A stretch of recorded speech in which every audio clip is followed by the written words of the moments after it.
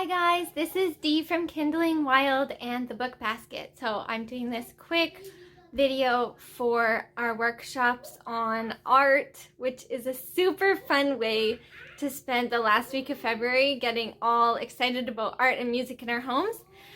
So today I'm talking about art appreciation and music appreciation through Charlotte Mason method.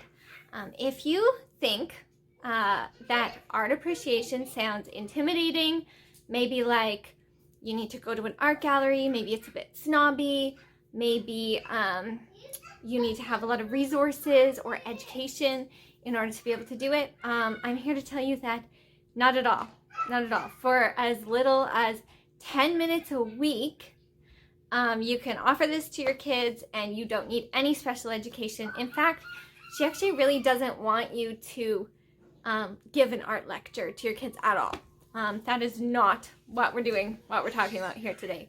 So this is not some kind of thing that you need to be a connoisseur of, like wine or anything like that. It's just really accessible, and honestly, it's relatable to all human beings because that's what art and music is for. It's for all human beings. So I did videotape this in a few different clips because my kids today are they're just noisy, so that's fine. Kids can be noisy. But anyway, I'm gonna get into Charlotte Mason and the method and the art appreciation and everything like that, and how you can do this for just 10 minutes a week in your home with any age of child or in a classroom setting as well. So the method that I'm using to show this to you is Charlotte Mason's way of doing it. If you have never heard of her, that's totally fine. Charlotte Mason was an educator / reformer of the education system right around the turn of the 20th century, so late 1800s to early 1900s. She was born in Wales and she moved to England, and she believed that there's lunch going on over there. She believed in a liberal education for all. So she, at the time, children were not necessarily receiving a liberal education unless they were of a certain class. So she wanted all the children, just in the little cottages in England, in the cities, everything, to be receiving a liberal education. What does liberal mean in this situation? Wide, broad education. She talks a lot about spreading a feast for children, a feast of ideas. So that's the method that we use in our homeschool. You by no means need to be a homeschooler to appreciate her philosophy. She actually designed it for schools originally. Okay, so now I'm going to share with you how to do art appreciation in your home. Like I said, you just need 10 minutes and maybe a device with the internet or a printout of a picture. There are some in Usborne Books, which you can absolutely use. I'm also going to include a PDF with some pictures that kids like. So if you want to download that free PDF, I will be putting that up hopefully tomorrow or Sunday. And you can use that even just on a screen if you don't have access to a printer, or it's ideal to print them and have one copy per kid if you do have access to a printer. At least an 8.5 by 11 is great. Bigger is fantastic. If you have an art print in your home, use that. Like, that would be incredible. So, like I said, it's 4 easy steps. So once you have a piece of art and you've got a kid and you've got 10 minutes, you can do it. First step is look at the art closely and quietly. In an ideal situation, the child would just look at it for like 3 minutes, maybe a little more, maybe a little less, just depending on their attention span. But if you need to just start, just even set a 1-minute timer. and just look at it and try to focus and concentrate on the picture for 1 minute. The next step is you turn the picture over. And ideally, right now, you can picture that really clearly in your imagination, and so can your child. So then you get your child to tell you everything that they can picture about the picture that they were just examining. So for a really small child, that might be really vague and general, like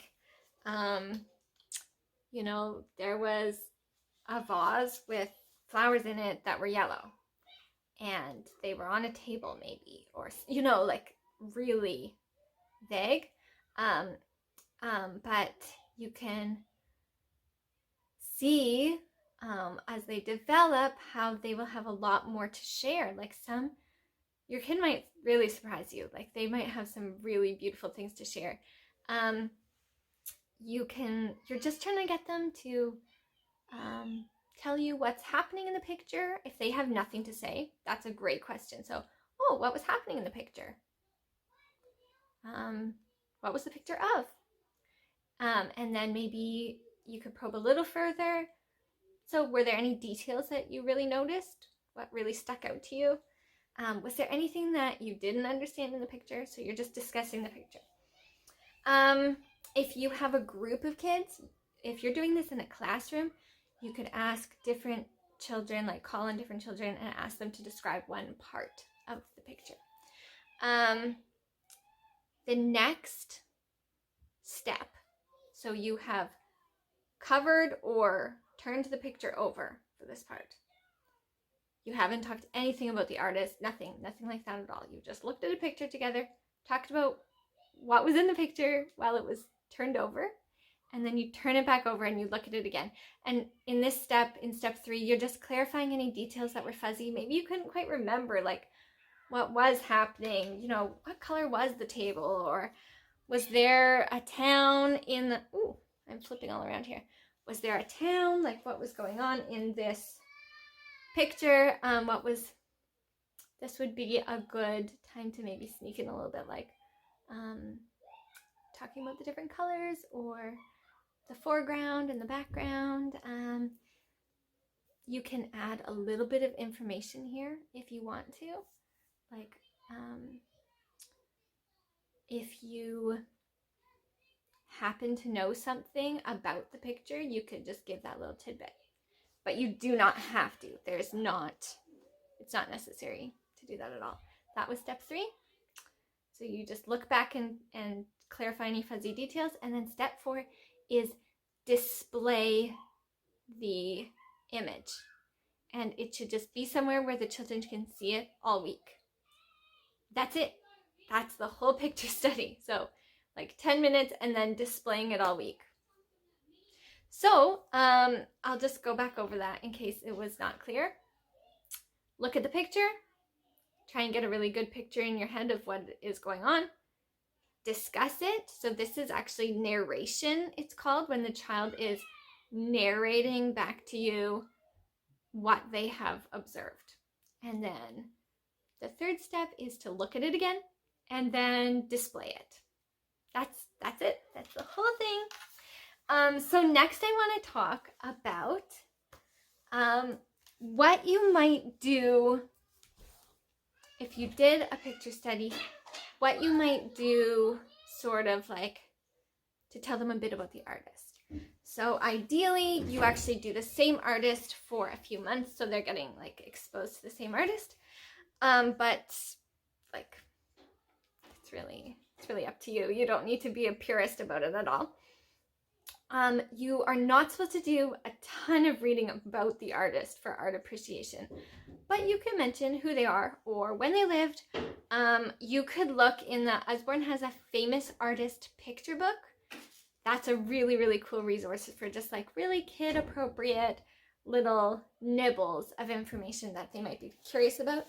Another thing I really like for that is this. I love this book, Timelines of World History, because they don't have every artist in here, but you can look up what was happening in the world at the time that that artist lived. So that can just give a little bit of context in what's happening. So very fun.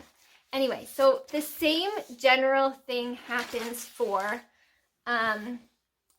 your composer study or music appreciation. So for composer study, ideally you pick one composer and follow them for a few months, specifically 12 weeks, but like I'm not a very specific kind of person. I don't think you need to be specific. You play their music regularly and you play it often, and when you play it, you mention the name of the composer.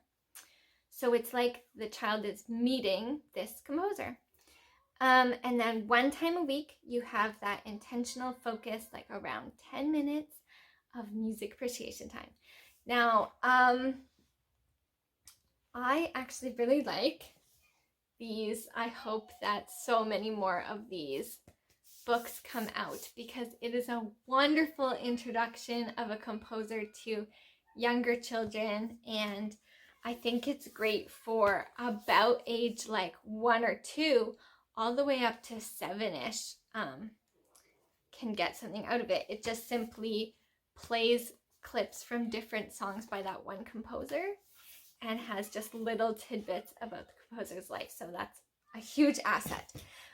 We are so fortunate. We have Spotify, we have YouTube, like we can find free music so easily, and we can so easily offer that sort of like enrichment to our children if that's something that we want to do. Okay, so for your music appreciation time, you're once a week going to have this intentional, focused time of listening. You may want to try dimming the lights. You may want to try doing it during a snack where their mouths are busy. But you just really want to encourage them to, try and figure out what's going on in the piece or interpret it in some way. Like how the narration occurs after the picture study, like when they're telling back what happened in the picture, your kids can tell back to you what they feel like was happening in the piece of music. So amazing way for little children to narrate what they feel like is happening in the piece of music is actually to just dance. So if your kids are comfortable with that, if they would have fun doing that, then for sure encourage them to just dance that piece of music. Like, why not, right? And then again, we could just trickle in little bits of information. Look up, when that composer lived in a book like that, or a little tidbit about his life. Just like when you're starting to talk about a picture and you might be talking a bit about the color or the light and the dark, or things like that to do with the composition, then maybe with the music you might just talk a little bit about the instruments or the crescendos and decrescendos, the tempos and things like that. And that's it. That is the whole. It's not intimidating at all, is it? Like, it couldn't be less intimidating to do a composer study. So I just really want to encourage you. There is no wrong way to do this either. If you feel a bit inspired by something that I mentioned to do with Charlotte Mason's method, but maybe one aspect of it doesn't seem as appealing, like studying one composer for a certain amount of time or things like that, I just think that there's really not a wrong way to spread this feast of the ideas and beautiful music that our amazing cultures around the world have had to offer. So Charlotte Mason actually said, in I think in volume 4, as in a worthy book, we leave the author to tell his own tale. So do we trust a picture to tell its tale through the medium the artist gave it. And I think that really, if you just take that and you remember that when you're going into picture study or music appreciation, just let the music or art speak for itself and say what it's going to say to your child at the level that they're at, and let it speak to you too, and let those that idea form you in its own way. I mean, there are ideas given to us in art and music and dance that we can't really access anywhere else. So to me, you know, a life completely devoid of enjoying those arts can be in some ways a little bit more limited, because there's just going to be certain ideas that you can't be exposed to any other way other than just appreciating that art. And there is not a wrong way to do that, in my opinion. So yes, enjoy. I hope you got something out of this. I will post the links to these resources that we really love, Timelines of World History. We also, one more tidbit, in Charlotte Mason Method, a lot of the time the artist or composer would be in the timeline that you were studying in history. And then once you finish getting to know or meeting that artist or composer, you actually do write them down in their proper timeline in your book of centuries, like this notebook that you have. So this is almost like that, this timeline book, because you could see where they are in their proper place and what else was happening in the world. So I really love that one.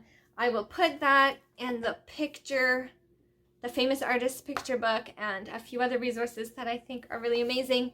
If you purchase any of those through your own consultant's link, then you are supporting the fundraiser. And we are bringing, we're bringing art to the seniors. We just want to color their world a little bit.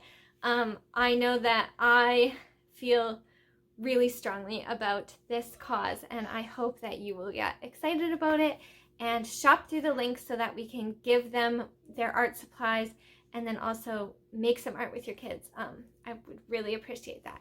So I'm not sure what other book. Oh yeah, I had the composer, the classical music book. I'll link that as well. Okay, thank you guys so much for watching. Bye.